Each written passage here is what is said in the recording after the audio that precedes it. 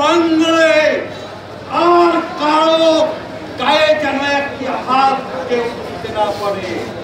কেউ যেন আদালত চত্বরে এসে কোনো হুমকি ধুমকি দিলে আইনজীবী সমাজ রুখে দাঁড়াবে।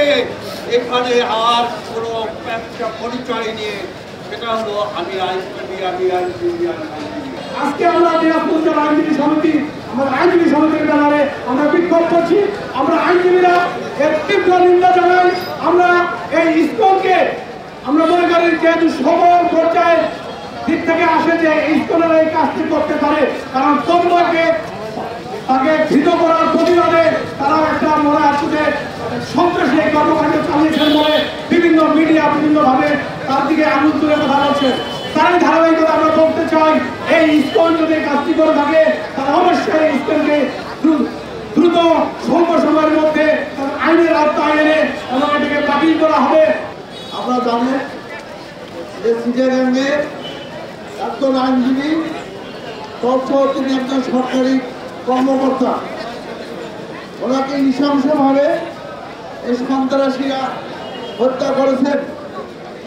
আমরা জানি যে একজন আইনজীবী কোর্টে অত্যন্ত নিরাপদ, অর্থাৎ কোর্টের দার্শকরা যেমন আছেন, আমাদের বার আছে, আইনজীবী সমিতি আছে, বলা হয় বার অ্যান্ড বেঞ্চ, অর্থাৎ তারা বিচারক এবং এই আইনজীবী তারা মোটামুটি সমভাবে একে অন্যের প্রতি তারা সম্মান দেখান এবং নিরাপদ। এখানে অনেক লোকজন আসে, নিজেদের মধ্যে কন্দল আছে, হানাহানি কাটাকাটি অনেক কিছু আছে, শত্রুতা আছে, কিন্তু যেহেতু এখানে একটা নিরাপদ জায়গা, এই নিরাপদ জায়গার কারণে